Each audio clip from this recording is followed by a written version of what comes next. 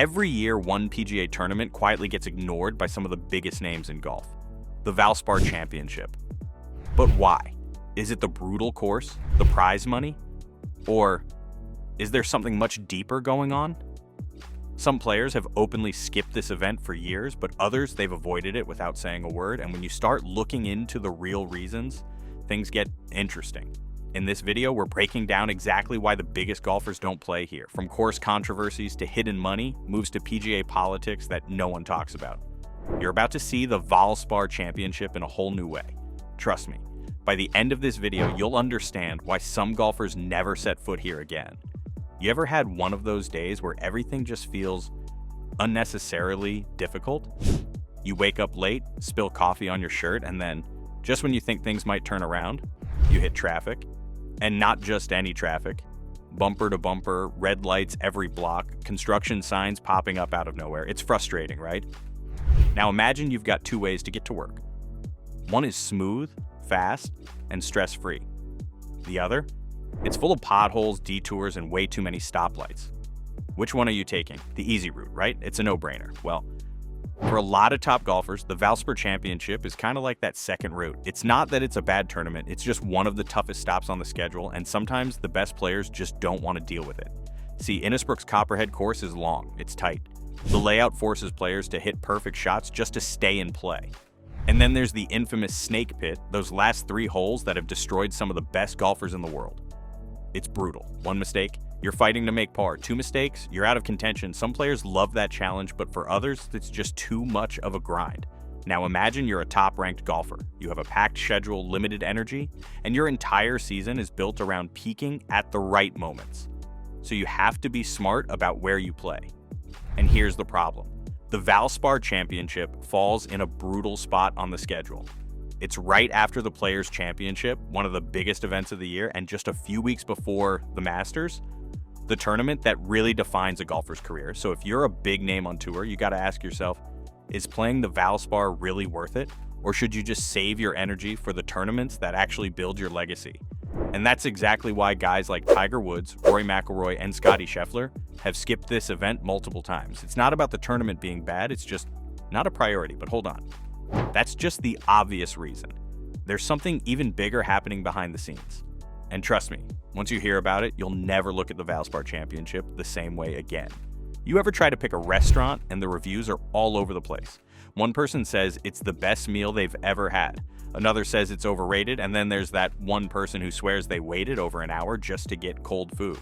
Same place, totally different experiences, and suddenly you're stuck wondering, is it actually good or is it just not worth the risk? Well, that's exactly how golfers feel about the Valspar Championship. Some love it, others not so much, and there's a reason for that. First, let's talk about the course. Innisbrook isn't your typical PGA Tour setup. It's tight, it's punishing, and if you miss your target by even a little bit, you're in big trouble. There's no bailout, no easy holes where you can recover. It's the kind of course that demands perfection. Some players respect that challenge, but others, they hate playing here. And then there's the infamous snake pit, the last 3 holes that have ruined more tournament hopes than you can count. These holes don't just test your skill, they test your patience, your nerves, and even your luck. Some players thrive on that pressure, but if you're not in the right headspace, the snake pit will eat you alive. Okay, so the course is tough. But what about the money? After all, pros play to win, but let's be honest, they also play to get paid. And here's where things start to make even less sense for the top players. In 2024, the total purse for the Valspar Championship was $8.4 million. Sounds like a lot, right? Well, compare that to the Players' Championship, which had a $25 million purse. And suddenly, the math doesn't look so good. Think about it, if you're a top-ranked player, why would you grind through a brutal course for a smaller paycheck when you can play a bigger event the next week for triple the money? And finally, let's talk about something that really matters to top golfers: legacy. The biggest tournaments in golf have something special, whether it's the history, the huge crowds, or the fact that winning them puts your name in the record books forever. The Valspar Championship? It just doesn't have that. No major history, no career-defining moments, no legendary battles that people talk about for decades. It's a solid tournament, sure, but if you're a world-class golfer, it's not a must-play event. And when your time, energy, and career are on the line, Why would you choose an event that doesn't really matter in the long run? So when you put it all together, a tough course, lower prize money, and a lack of prestige, it's easy to see why some big names skip the Valspar. But here's the thing. Some golfers might actually be avoiding this event for a much deeper reason. And this one, it's not about money, it's not about the course. It's something way more controversial. By the way, if you're enjoying this deep dive into the Valspar Championship, make sure to hit that like button. It really helps more people see this video. And if you love uncovering the real stories behind the game, consider subscribing because we've got even bigger golf secrets coming soon. Trust me, you won't want to miss what's next. All right, now back to the real question. What's really keeping some of the biggest names in golf away from this tournament? You ever sign up for something that seemed simple until you read the fine print? Like a gym membership that locks you into a year-long contract, or a free trial that secretly charges you if you forget to cancel? Well, believe it or not, there are hidden details in professional golf too. And for some players, those details might be the real reason they skip the Valspar Championship. First, let's talk about the PGA Tour's designated events. These are the tournaments where the best players have to show up. The Tour handpicks these events, making sure sponsors and TV networks get their biggest stars. But guess what? The Valspar Championship isn't one of them. That means top golfers don't have to play here. And when you're juggling a packed schedule, you start looking for weeks to take off. The Valspar, it's an easy one to skip. But here's where things get even more interesting. Some of the golfers who have skipped the Valspar Championship also happen to be the same ones who jumped to LIV golf. Coincidence? Maybe. But some insiders believe there was friction between certain players and the PGA Tour long before the LIV drama exploded. If a player was already on the fence about the PGA's leadership, skipping a smaller event like the Valspar could have been their quiet way of pushing back without making headlines. And then there's the sponsorship game. Every golfer has a list of sponsors they need to keep happy. Some of those brands have direct conflicts with Valspar and its partners. So instead of making things awkward, certain players just stay home. So when you put it all together, the Valspar isn't just another tournament, it's a political landmine for some players. Between PGA Tour priorities, sponsorship battles, and quiet tensions behind the scenes, it's easy to see why certain big names want nothing to do with it. But here's the real question. Will the Valspar Championship ever become a must-play event again? Or is it doomed to be ignored by golf's biggest names? Well, the answer might surprise you.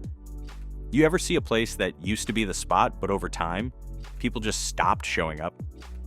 Maybe it was a restaurant, a store, or even a sports team that used to dominate but somehow faded into the background. The question is, can they ever make a comeback? That's exactly the situation with the Valspar Championship. It's not a bad tournament, it's just stuck in a tough spot, but could it ever be a must-play event again?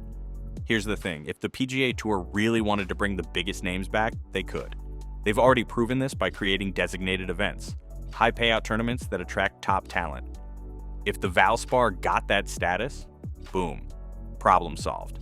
The Tour could also move the tournament to a better time in the schedule, maybe after the Masters when more players are looking for competitive reps. But will they actually do it? That's the real question. Now, some players love this course, but others? Not so much. If the Valspar wants to attract all the top names, they might have to make some tweaks, like softening up the snake pit or making scoring a little easier.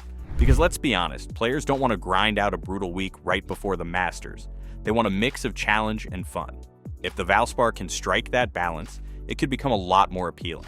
And then there's the money. Right now, the Valspar Championship isn't a big money event. But if sponsors step up and increase the purse, suddenly skipping it becomes a lot harder. At the end of the day, money talks. If the Valspar Championship becomes one of the highest paying tournaments outside the majors, you better believe the best players will show up.